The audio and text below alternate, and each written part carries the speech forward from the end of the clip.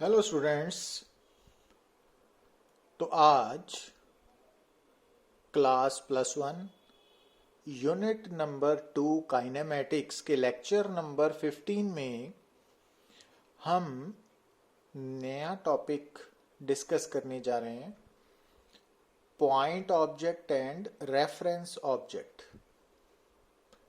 तो इससे पहले यूनिट नंबर 2 में हमने जो टॉपिक्स कवर किए हैं वो अबाउट वेक्टर अलजेब्रा था, जिसमें हमने वेक्टर्स एडिशन के बारे में, वेक्टर्स सब्ट्रैक्शन के बारे में और रेजोल्यूशन ऑफ ए वेक्टर और उसके साथ rectangular components of A vector. तो ये डिफरेंट टॉपिक्स डिस्कस किए हैं, क्योंकि फिजिक्स में आप दो तरह की क्वांटिटीज को फेस करोगे, एक स्केलर्स, दूसरी वेक्टर्स। तो जो वेक्टर्स क्वांटिटी है उनको ऐड कैसे करना है, सब्ट्रैक्ट कैसे करना है, उनके कंपोनेंट्स कैसे बनाने हैं। तो जब हम किसी भी वेक्टर क्वांटिटी के कंपोनेंट्स बनाते हैं तो रेजोल्यूशन बोलते हैं ना, रेजोल्यूशन ऑफ ए वेक्टर। तो अगर वो कंपोनेंट वेक्टर्स एक दूसरे के म्यूचुअली परपेंडिकुलर हैं तो उनको हम रेक्टेंगुलर कंपोनेंट्स बोलते हैं। तो ये डिफरेंट टॉपिक्स हमने डिस्कस किए, तो जिनके बारे में आपको जो इन्फॉर्मेशन है वो याद रखनी पड़ेगी, है ना। बट अब नेक्स्ट हम यूनिट नंबर 2 के नेक्स्ट टॉपिक के बारे में डिस्कस करने जा रहे हैं, मोशन के बारे में। तो उसमें सबसे पहले जब हम काइनेमेटिक्स की बात करते हैं तो सबसे पहले यहाँ पर आपको काइनेमेटिक्स में एक तो जो डिस्टिंग्विश करना पड़ेगा कि एक टर्म आएगी पार्टिकल या पॉइंट ऑब्जेक्ट। तो बेसिकली पार्टिकल और पॉइंट ऑब्जेक्ट क्या है कि पार्टिकल या पॉइंट ऑब्जेक्ट, अगर हम डायग्राम पर जाएं तो उसका मीनिंग है कि वो ऑब्जेक्ट जिसकी लेंथ, ब्रेड्थ एंड हाइट ये तीनों नेग्लिजिबली स्मॉल है, ठीक है, उसको हम पार्टिकल, पॉइंट ऑब्जेक्ट बोलते हैं। तो एक तो वो है। दूसरा है कि दूसरी टर्म यूज होगी बॉडी और ऑब्जेक्ट।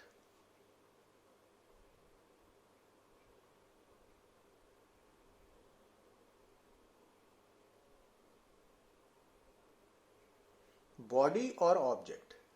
तो अब बॉडी बेसिकली क्या है या ऑब्जेक्ट क्या है? कलेक्शन ऑफ पार्टिकल्स, टू और मोर देन टू पार्टिकल्स, तो उनको हम बॉडी टर्म यूज करते हैं। तो डेली लाइफ में we come across many kinds of bodies, जैसे कि क्रिकेट बॉल है, फुटबॉल है ना, बास्केटबॉल है, वॉलीबॉल है, या कार है, ट्रक है, बस है, एरोप्लेन है। तो ये सब बॉडीज में कंसिडर होंगी, है ना। तो आपको डिस्टिंग्विश करके चलना पड़ेगा पार्टिकल और बॉडी के बीच में।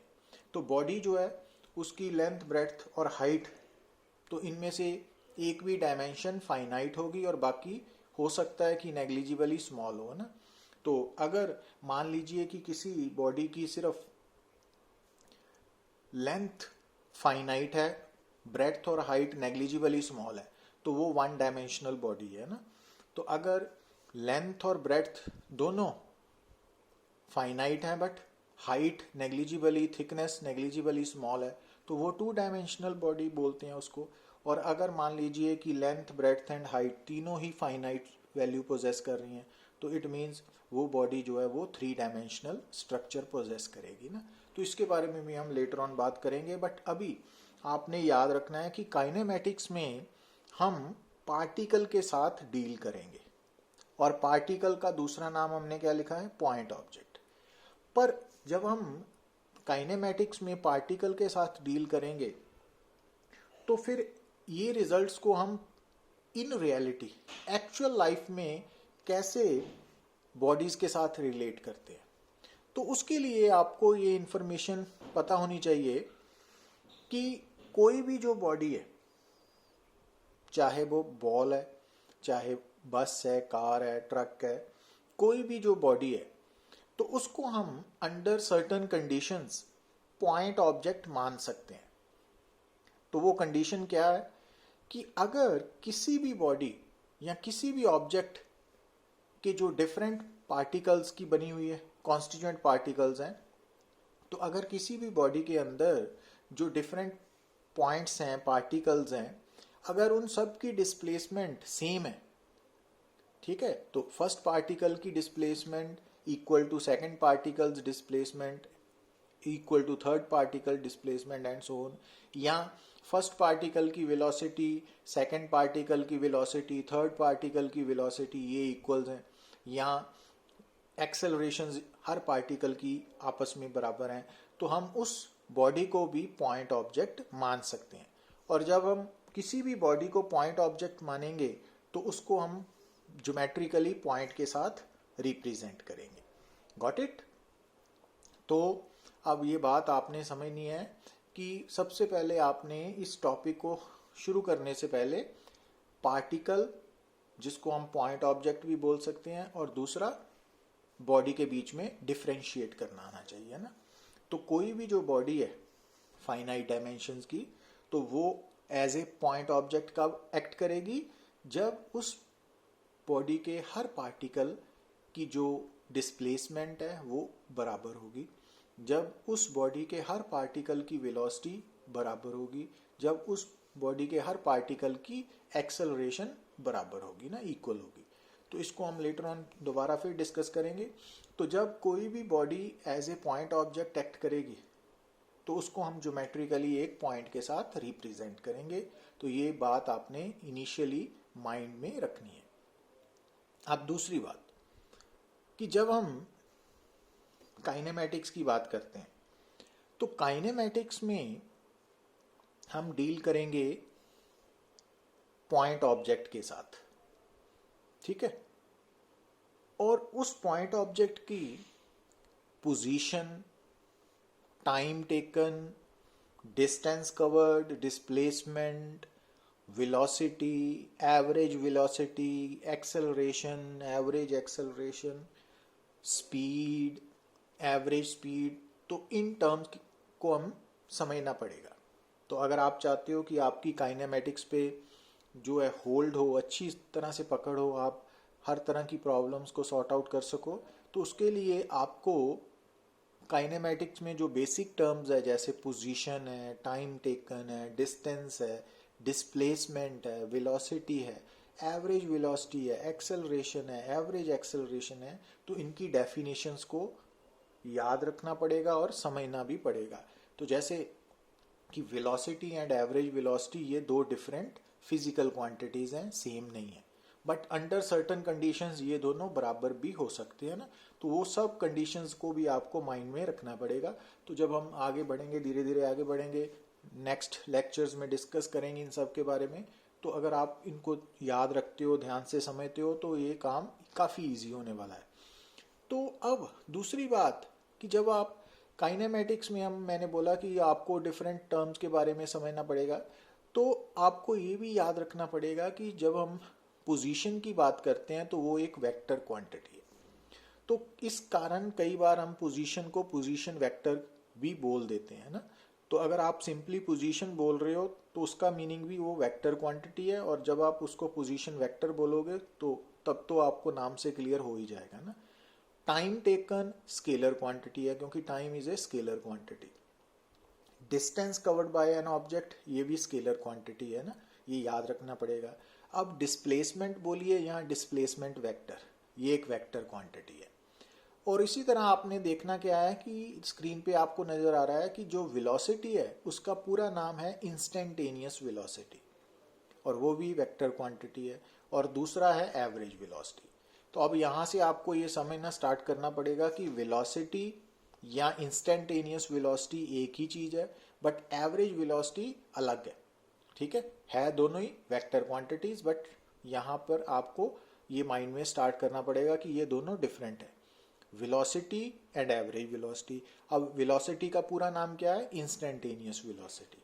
और दूसरी तरफ जो एक्सेलरेशन है उसका पूरा नाम है इंस्टेंटेनियस एक्सेलरेशन, तो वो भी वेक्टर क्वांटिटी है, और दूसरी तरफ एवरेज एक्सेलरेशन है ना। इसी तरह से स्पीड है, तो स्पीड का पूरा नाम है इंस्टेंटेनियस स्पीड, और दूसरा है एवरेज स्पीड, है ना। तो ये वो स्पीड स्केलर क्वांटिटी में आती है, जबकि वेलोसिटी या एवरेज वेलोसिटी ये वेक्टर्स में है ना।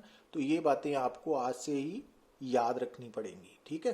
तो अब कैसे डिस्टिंग्विश करना है ये फर्दर लेक्चर्स में क्लियर करेंगे, बट अभी हमने इनको स्टार्टिंग फेज में सिर्फ इनके नाम और ये स्केलर हैं कि वेक्टर्स हैं, और इनके बीच में कि वेलोसिटी और एवरेज वेलोसिटी एक चीज नहीं है, भी सेम फिजिकल क्वांटिटी नहीं है, ये मान के चलना है, ठीक है। और फर्क क्यों है तो वो हम लेटर ऑन डिस्कस करेंगे ना। तो अब यहां से हम बात करते हैं कि जब हम काइनेमेटिक्स की बात करेंगे, तो अब तक मैंने आपको बताया कि एक तो हम काइनेमेटिक्स में पॉइंट ऑब्जेक्ट को कंसिडर करेंगे, ठीक है, और दूसरा कि पॉइंट ऑब्जेक्ट के साथ position, distance cover, time taken, displacement, velocity, average velocity, acceleration, average acceleration, ये जैसी ये फिजिकल क्वांटिटीज है ना डिफरेंट, तो उनको कनेक्ट करेंगे। कैसे लिंक करना है ये हम लेटर ऑन बात करेंगे, बट इन सबसे इम्पॉर्टेंट है कि जो सबसे बेसिक है वो है पोजीशन। और जैसे कि मैंने आपको पहले बताया कि किसी भी पार्टिकल की, किसी भी पॉइंट ऑब्जेक्ट की जो पोजीशन है वो एक वेक्टर क्वांटिटी है, ठीक है। और उस वेक्टर क्वांटिटी को हम पोजीशन वेक्टर के साथ भी बोल सकते हैं कि आप पोजीशन ऑफ एन ऑब्जेक्ट और position vector of an object, तो ये एक ही बात है। Got it. तो चाहे अकेला पोजीशन बोलिए, चाहे position vector of an object और ऑफ ए पॉइंट ऑब्जेक्ट और पार्टिकल, तो वो एक ही बात है। यहां से हम स्टार्ट करने जा रहे हैं। अब आप नोट करिए कि जब आप डेली लाइफ में भी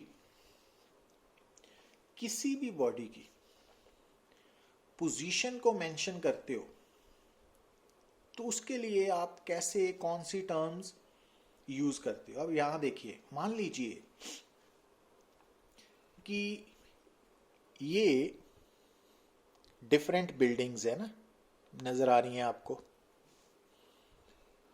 और ये जो शेडेड बिल्डिंग है, रेड कलर की जो शेडिंग की है मैंने, तो मान लीजिए ये फिजिक्स कोचिंग सेंटर है, ठीक है। और आपने क्लासेस अटेंड करने के लिए, कोचिंग क्लासेस अटेंड करने के लिए इस बिल्डिंग में फर्स्ट टाइम आना है, और यहाँ पर ये डिफरेंट बिल्डिंग सिचुएटेड है। वहाँ एक साइड पे स्कूल है, एक साइड पे हॉस्पिटल है, सामने प्लेग्राउंड है, और ये स्ट्रीट है ना, ये रास्ता है सारा। तो अगर आप कोचिंग सेंटर में पहुंचना चाहते हो, है ना, तो यहाँ इस डायग्राम में जो शेडेड वाली बिल्डिंग है वो कोचिंग सेंटर है। तो अगर आप वहाँ पे पहुंचना चाहते हो तो आपको इस बिल्डिंग की पोजीशन को कैसे डिस्क्राइब किया जाएगा।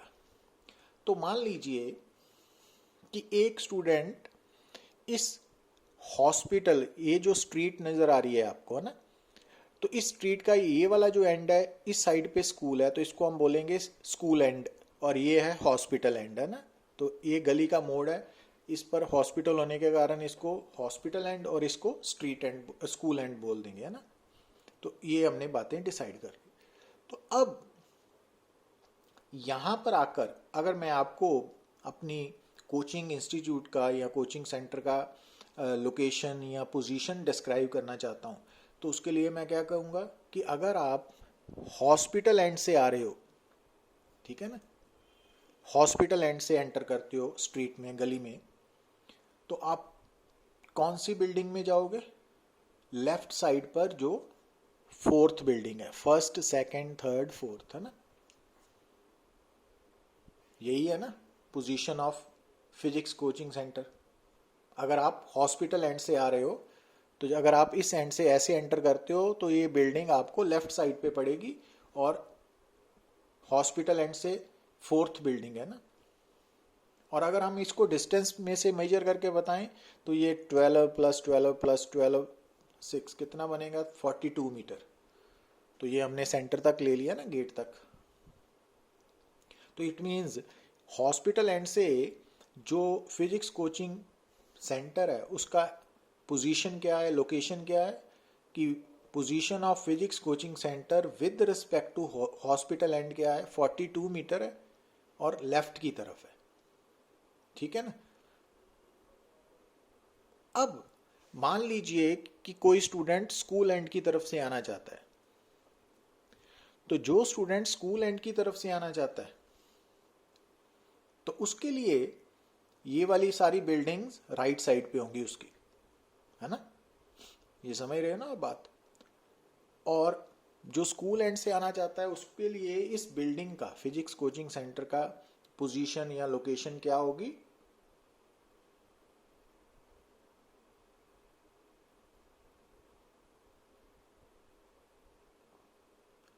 या तो आप बोलोगे कि स्कूल एंड से ये सेकंड बिल्डिंग है राइट की तरफ, है ना, राइट की तरफ सेकंड बिल्डिंग है, या फिर अगर आपने डिस्टेंस में इसको बोलना है तो 12 + 6 18 मीटर राइट की तरफ। तो बिल्डिंग फिजिक्स कोचिंग सेंटर वही है, पर जब आप उसकी पोजीशन को, लोकेशन को बता रहे हो, एक्सप्रेस कर रहे हो, तो अगर पहली बार की बात करें तो हमने इसको हॉस्पिटल एंड की तरफ से बताया ना, कितना 42 मीटर लेफ्ट, और स्कूल एंड की तरफ से ये क्या है 18 मीटर राइट। ठीक है ना। अब ऑब्जेक्ट सेम ही है, पर जब हमने हॉस्पिटल एंड को चूज किया तो हॉस्पिटल एंड यहां पे क्या है, रेफरेंस ऑब्जेक्ट है, रेफरेंस ऑब्जेक्ट है ना यहाँ पे हॉस्पिटल, और दूसरे में स्कूल एंड जो है उसमें स्कूल रेफरेंस है ना। तो आप क्या देख रहे हो कि किसी भी पार्टिकल की, किसी भी ऑब्जेक्ट की जो पोजीशन है, जब हम उसको एक्सप्रेस करते हैं तो सबसे पहले हमें रेफरेंस ऑब्जेक्ट डिसाइड करना पड़ेगा। विदाउट रेफरेंस ऑब्जेक्ट आप किसी भी ऑब्जेक्ट की, किसी भी पार्टिकल की, किसी भी पॉइंट ऑब्जेक्ट की पोजीशन को एक्सप्रेस नहीं कर सकते। ठीक है, तो बात समझ आ रही है ना। तो ये बात समझनी बड़ी इंपॉर्टेंट है। तो अब इस एग्जाम्पल में हम फिजिक्स कोचिंग इन सेंटर की पोजीशन को एक्सप्रेस कर रहे हैं। तो फर्स्ट केस में मैंने हॉस्पिटल एंड को रेफरेंस ऑब्जेक्ट सिलेक्ट किया ना, तो उसके अकॉर्डिंगली इस बिल्डिंग की पोजीशन है 42 मीटर लेफ्ट की तरफ, और जब मैंने इसी बिल्डिंग की पोजीशन को एक्सप्रेस करने के लिए रेफरेंस ऑब्जेक्ट स्कूल को कंसिडर किया, स्कूल एंड को, तो ये इसकी जो पोजीशन है वो क्या बन गई 18 मीटर राइट। तो अब क्या समझे आप कि किसी भी ऑब्जेक्ट की, किसी भी पॉइंट ऑब्जेक्ट की, किसी भी पार्टिकल की जो पोजीशन है वो बिना रेफरेंस ऑब्जेक्ट के आप एक्सप्रेस नहीं कर सकते। तो reference object is must. Got it. तो जैसा कि अब आप इसको दूसरी एग्जांपल से भी समझ सकते हो कि अगर मान लीजिए कि आपके सामने एक स्टूडेंट है जिसको मैं आपसे इंट्रोड्यूस करवा रहा हूँ, है ना। तो अगर मैं उस स्टूडेंट के बारे में सिंपली यही बोलूँ कि ये लड़का 10th क्लास का टॉपर है, तो क्या ये इंफॉर्मेशन कंप्लीट है?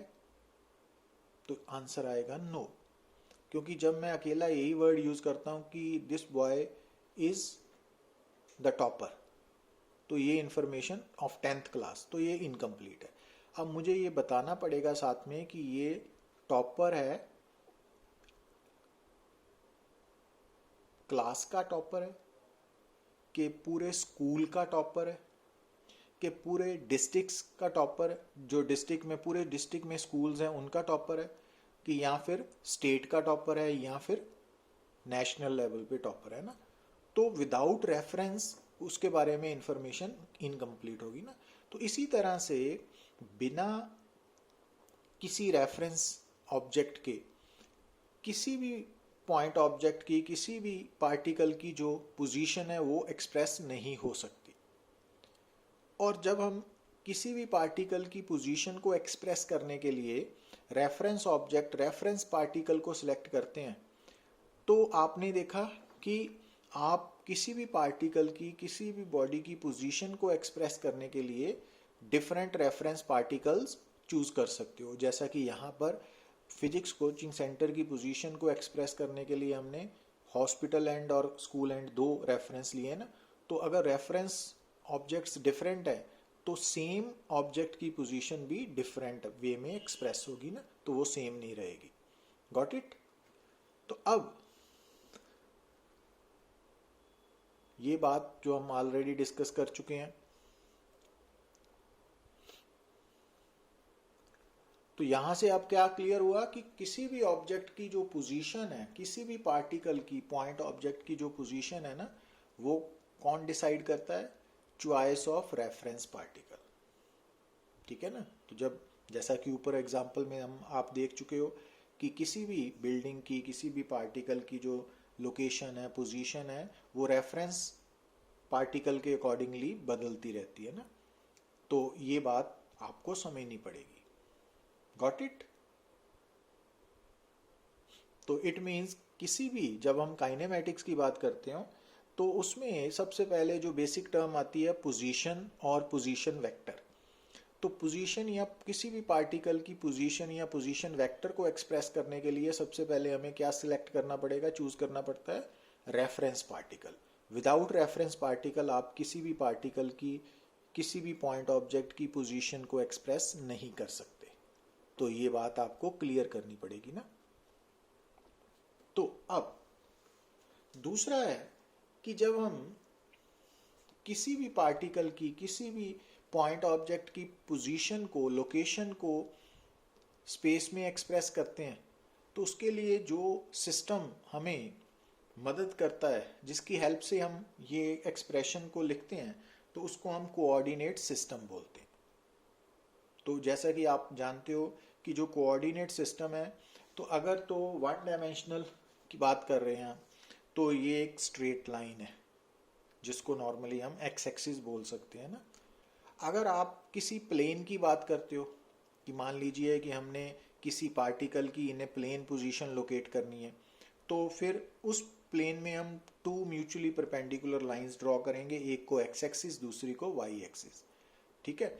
और इसी तरह से अगर हमने स्पेस में किसी पार्टिकल की पोजीशन को लोकेट करना है या एक्सप्रेस करना है, तो वहां पर हम तीन म्यूचुअली परपेंडिकुलर लाइंस ड्रॉ करेंगे, एक एक्स एक्सिस है, दूसरी वाई एक्सिस है और तीसरी जेड एक्सिस है।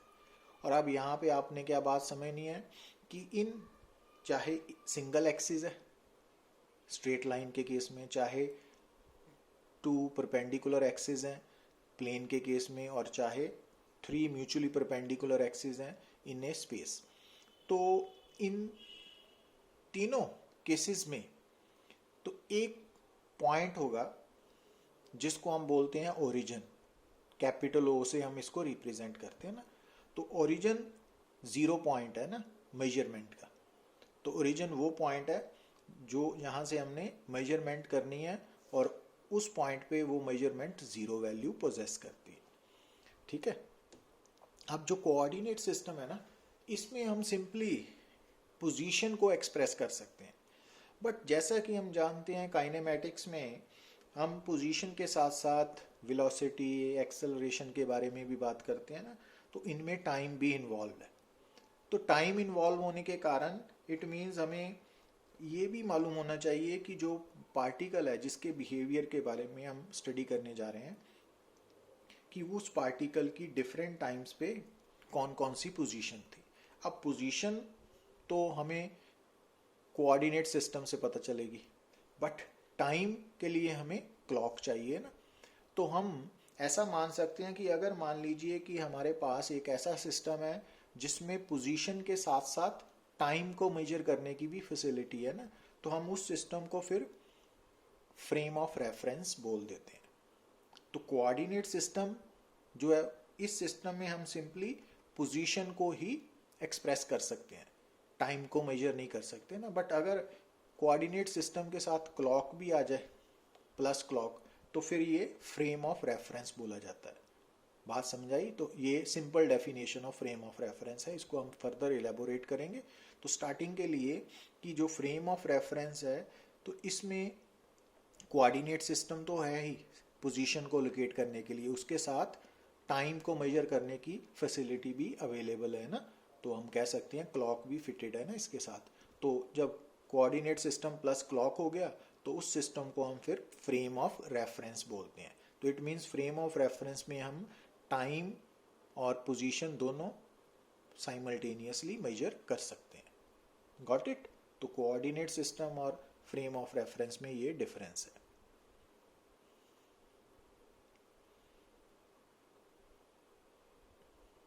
ठीक है ना? अब आज हम सीखने जा रहे हैं कि अगर हमारे सामने स्ट्रेट लाइन के ऊपर एक पार्टिकल है तो सबसे पहले तो आप उस स्ट्रेट लाइन को ना कोई एक्सिस का नाम दोगे। तो जो जनरली हम सिंगल लाइन को एक्स एक्सिस प्रेफरेबली बोलते हैं ना, और साथ में ही उस लाइन के ऊपर हम जो स्टार्टिंग पॉइंट 0 पॉइंट है जिसको ओरिजिन बोलते हैं वो मार्क करेंगे। ठीक है? तो ये है स्ट्रेट लाइन जिसको हमने एक्स एक्सिस का नाम दे दिया और इसके ऊपर ओरिजिन चूज कर लिया ना कि इस पॉइंट को हमने ओरिजिन बोलना है। मींस यहां से 0 मेजरमेंट स्टार्ट होगी ना, 0 से स्टार्ट होगी। तो अब हमने लोकेशन किसकी मार्क करनी है? पी पॉइंट की। तो उसके लिए आप क्या करोगे कि सबसे पहले क्या नोट करोगे कि ये पी पॉइंट जो है वो ओरिजिन से कितनी दूर है। तो कितनी दूर नजर आ रहा है आपको? मान लीजिए x डिस्टेंस है ना दूर। तो अगर स्ट्रेट लाइन के ऊपर कोई भी पार्टिकल ओरिजिन से x डिस्टेंस अपार्ट है, दूर है, तो उस पॉइंट P का जो पोजीशन कोऑर्डिनेट होगा ना वो x कोऑर्डिनेट होगा प्लस x। क्योंकि साथ में ये भी ख्याल रखना है कि एक तो आपने देखना है कि वो पार्टिकल जिसकी आपने पोजीशन मेंशन करनी है वो पार्टिकल ओरिजिन से कितनी दूर है, प्लस वो ओरिजिन से राइट की तरफ है या लेफ्ट की तरफ। जो राइट है बाय कन्वेंशन उसको हम पॉजिटिव लेते हैं ना। तो इट मींस जो पी पॉइंट है वो ओरिजिन से राइट की तरफ है ना स्ट्रेट लाइन के ऊपर, और स्ट्रेट लाइन को हमने एक्स एक्सिस माना है। तो इट मींस जो पी पॉइंट है उसकी पोजीशन तो एक्स होगी और ये राइट की तरफ होने से ये प्लस एक्स होगी। तो प्लस एक्स लिख लो या सिंपली एक्स, एक ही मतलब है ना। पर अगर मान लीजिए जैसा कि अब आप डायग्राम में देख रहे हो, अब आपको स्ट्रेट लाइन है, ओरिजिन है, पर जो पार्टिकल है उसकी पोजीशन ओरिजिन से लेफ्ट की तरफ है। तो अब सबसे पहले आपने क्या नोट करना है कि ये पार्टिकल ओरिजिन से कितनी दूर है। मान लीजिए x डिस्टेंस दूर है, पर क्योंकि ये पार्टिकल ओरिजिन से x डिस्टेंस तो दूर है पर लेफ्ट की तरफ है ओरिजिन से, तो इसके पोजीशन कोऑर्डिनेट को क्या लिखना है? -x। Got it?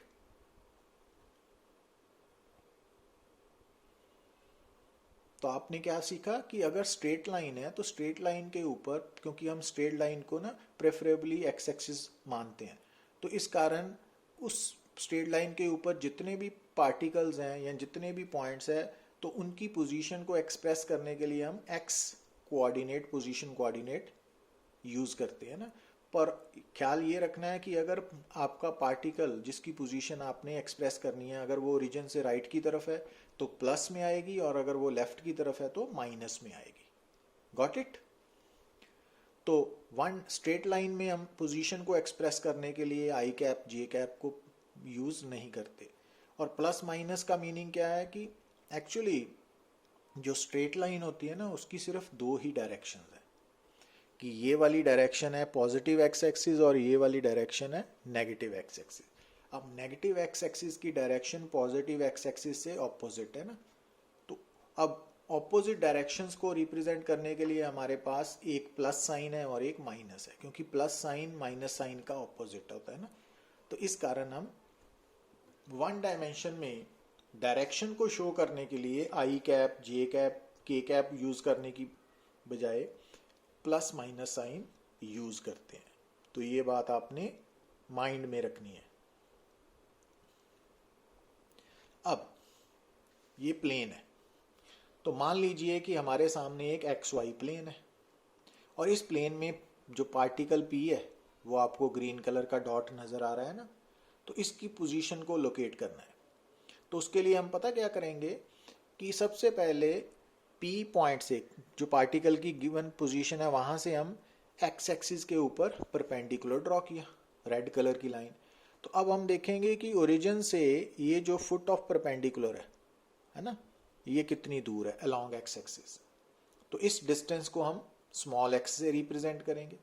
और उसी तरह से हम ये देखेंगे कि ये पी पॉइंट का एक्स एक्सिस से परपेंडिकुलर डिस्टेंस कितना है, वाई, है ना। ये जो पी पॉइंट है वो ओरिजिन से अलोंग एक्स एक्सिस कितनी दूर है और वाई एक्सिस की तरफ कितनी दूर है ना। तो इट मीन्स पी पॉइंट के दो पोजीशन कोऑर्डिनेट्स आएंगे, एक एक्स कॉमा वाई। तो जब भी आपको किसी भी पार्टिकल के दो पोजीशन कोऑर्डिनेट्स नजर आए, ठीक है ना, एक्स कॉमा वाई, तो जो एक्स है वो बता रहा है कि जो पार्टिकल है वो अलोंग एक्स एक्सिस ओरिजिन से कितनी दूर है, और वाई कोऑर्डिनेट बता रहा है कि वही पार्टिकल ओरिजिन से अलोंग वाई एक्सिस कितनी दूर है ना। अब अगर आप ओरिजिन से पोजीशन ऑफ पार्टिकल को एक वेक्टर के साथ जोड़िए, जैसा कि ये ब्लू कलर का एरो वेक्टर नजर आ रहा है आपको, तो इस वेक्टर की टेल ओरिजिन पे है और हेड जो है वो पी पॉइंट पे है ना। तो अब जो आर वेक्टर है पोजीशन वेक्टर है, किसका पोजीशन वेक्टर है, इसको हम पोजीशन और position vector of point P बोल सकते हैं विद रिस्पेक्ट टू ओरिजिन, क्योंकि ये जो वेक्टर है ना वो पार्टिकल पी की पोजीशन बता रहा है with respect to origin. Origin से स्टार्ट हो रही है ना टेल इसकी। तो अब इस पोजीशन वेक्टर को आप कैसे लिखोगे कि जो पी पॉइंट है वहां पे हमने पोजीशन वेक्टर ड्रॉ कर दिया। कैसे ड्रॉ करना है, ओरिजिन से पर उसकी टेल होनी चाहिए और पी पॉइंट पे उसका हेड। अब ये कैसे आया रिजल्ट, ये हम लेटर ऑन फिर दोबारा डिस्कस करेंगे। तो अब आपने आर वेक्टर को कैसे लिखना है कि जो हेड का एक्स कोऑर्डिनेट है माइनस टेल का एक्स कोऑर्डिनेट, आई कैप प्लस हेड का वाई कोऑर्डिनेट माइनस टेल का वाई कोऑर्डिनेट। अब टेल के वाई कोऑर्डिनेट्स एक्स कोऑर्डिनेट्स 0 0 है ना, तो ये बन गया ना। तो इसके बारे में लेटर ऑन फिर बात करेंगे, अभी हम वन डायमेंशन पे कंसंट्रेट करेंगे। अब जैसे ये देखिए, अगर स्पेस है तो स्पेस में आपको 3 म्यूचुअली परपेंडिकुलर लाइंस ड्रॉ करनी पड़ेंगी ना, एक्स वाई एंड जेड। और जहां पर ये तीनों इंटरसेक्ट कर रही हैं वो ओरिजिन है, 0 पॉइंट है ना, तो इस कारण उसका एक्स भी 0, वाई भी 0, जेड भी 0 है। ये नजर आ रहा है ना। अब मान लीजिए कि ये पी पॉइंट है जो स्पेस में लाई कर रहा है, तो इस पॉइंट का जो पोजीशन वेक्टर है वो स्टार्ट हो रहा है ओरिजिन से और खत्म हो रहा है पी पे। तो इट मींस आर वेक्टर क्या है, position vector of point P with respect to origin हो। तो अब इसके लिए हम क्या करेंगे कि ये x y x z plane नजर आ रहा है ना आपको, ये एक्स जेड प्लेन है। तो अब हम पी से इस प्लेन के ऊपर एक परपेंडिकुलर ड्रॉ करेंगे। तो जो हमने परपेंडिकुलर ड्रॉ किया ना, उस परपेंडिकुलर का जो फुट है एन, वो एक्स जेड प्लेन पे आना चाहिए ना। तो इसके बारे में फर्दर हम जब मोशन इन 2 and 3 डायमेंशंस बात करेंगे ना, तो फिर दोबारा डिटेल में बात होगी। तो अब जो एन पॉइंट है वहां से हमने क्या करना है, एक्स एक्सिस के ऊपर परपेंडिकुलर ड्रॉ किया एन ई। अब ये जो ए पॉइंट है ना, इसका हमने ओरिजिन से दूरी माप लेनी है ना। अब ये ए पॉइंट की दूरी from origin along x axis कितनी है, स्मॉल एक्स, वो नोट कर ली। उसके बाद हमने एन और पी के बीच में डिस्टेंस मेजर कर लेना है। ये वाई एक्सिस है, वाई कोऑर्डिनेट है। एन और पी के बीच में जो डिस्टेंस है ना, वो पी पॉइंट का डिस्टेंस ओरिजिन से है अलोंग वाई एक्सिस। और उसके बाद हमने एन से जेड एक्सिस के ऊपर परपेंडिकुलर एन बी ड्रॉ कर दिया ना। तो अब हमने ओरिजिन से बी पॉइंट तक की दूरी डिस्टेंस जेड मेजर कर लिया। तो इट मीन्स ये जो पॉइंट आपको पी नजर आ रहा है ना स्पेस में, ये अलोंग एक्स एक्सिस ओरिजिन से कितनी दूर है, एक्स, और अलोंग वाई एक्सिस वाई, और अलोंग जेड एक्सिस जेड। तो इस पॉइंट पी के कितने पोजीशन कोऑर्डिनेट्स हो गए, 3, x comma y comma z. ठीक है। तो अब इसका पोजीशन वेक्टर कैसे लिखेंगे हम, क्योंकि इसके जो हेड है ना पी पॉइंट, उसके एक्स है, वाई जेड, पर जो इसकी टेल है ना आर वेक्टर की ओरिजिन, उसके position coordinates x y z क्या हैं, 0 0 0। तो it means P vector sorry R vector कैसे आएगा, हेड का एक्स माइनस टेल का x, i cap plus head का वाई माइनस टेल का वाई, है ना। तो ऐसे लिखना है। तो अभी जस्ट आपने ऐसे ही इसको याद रखना है ना, इसको फर्दर हम डिटेल में स्टडी करेंगे। तो अभी आपने सिर्फ वन डायमेंशन पे कंसंट्रेट करना है। तो ये हमने जनरली बात की है कि कैसे लिखते हैं, बट अब इसको कैसे लिखा गया है तो इसके बारे में हम फर्दर डिटेल में बात करेंगे। तो अब तक हमने इस लेक्चर में क्या सीखा कि काइनेमेटिक्स में हम पॉइंट ऑब्जेक्ट के साथ डील करेंगे, मतलब ज्योमेट्रिकली हम उस ऑब्जेक्ट को as a single point mark करके चलेंगे ना। और कोई भी जो रियल बॉडी है वो पॉइंट ऑब्जेक्ट कब बिहेव करेगी, जब उस बॉडी के हर पार्टिकल की जो डिस्प्लेसमेंट है वो बराबर होंगी, या वेलोसिटीज हैं वो इक्वल होंगी, जो एक्सेलरेशंस है वो इक्वल होंगी। दूसरी बात कि आपने नोट किया कि किसी भी पार्टिकल की, किसी भी पॉइंट ऑब्जेक्ट की जो पोजीशन है ना, वो बिना रेफरेंस पार्टिकल के आप एक्सप्रेस नहीं कर सकते। तो रेफरेंस पार्टिकल मस्ट है। और तीसरी बात, किसी भी पार्टिकल की पोजीशन, अकेली पोजीशन को एक्सप्रेस करने के लिए हमें कोऑर्डिनेट सिस्टम की ज़रूरत होती है, बट अगर हम साथ में टाइम को भी मेजर करना चाहते हैं तो फिर उस कोऑर्डिनेट सिस्टम के साथ हमें एक टाइम मेजरिंग डिवाइस भी चाहिए ना। मीन्स तब वो सिस्टम फ्रेम ऑफ रेफरेंस बोला जाता है। Got it. तो फ्रेम ऑफ रेफरेंस में आप पोजीशन के साथ साथ टाइम भी नोट कर सकते हो कि डिफरेंट टाइम्स पे जो पार्टिकल है उसकी पोजीशंस क्या थी। तो जब आप किसी भी पार्टिकल की ओरिजिन से, तो किसी भी फ्रेम ऑफ रेफरेंस का ओरिजिन क्या है, जहां से मेजरमेंट स्टार्ट की गई है ना, मेजरमेंट का 0 पॉइंट, उसको हम ओरिजिन बोलते हैं। तो फ्रेम ऑफ रेफरेंस का जो ओरिजिन है, वहां से किसी भी पार्टिकल की पोजीशन को कैसे एक्सप्रेस करना है, कैसे लिखना है, वन डायमेंशनल के केस में, स्ट्रेट लाइन के केस में, प्लेन के केस में, या 3 डायमेंशनल के केस में, वो हमने डिस्कस किया। बट आपने स्ट्रेट लाइन वाले केस को ज़्यादा सीरियसली कंसिडर करना है अभी, है ना। अब 2 और 3 को हम लेटर ऑन फिर दोबारा बात करेंगे। बट अगर आपको ये बात समझ आ गई है तो वेल एंड गुड, अदरवाइज आपको वरी करने की ज़रूरत नहीं है। तो वन डायमेंशन में आपको बताया कि किसी भी पार्टिकल की जो पोजीशन है उसको विद रिस्पेक्ट टू ओरिजिन कैसे लिखा जाता है ना, कि अगर वो पार्टिकल ओरिजिन से राइट की तरफ है तो प्लस, और अगर लेफ्ट की तरफ है तो माइनस। ठीक है। तो इसको हम फर्दर भी डिटेल में डिस्कस करेंगे। तो आज तक हमने जो डिस्कस किया तो उस पर आपने कंसंट्रेट करना है। Thank you very much.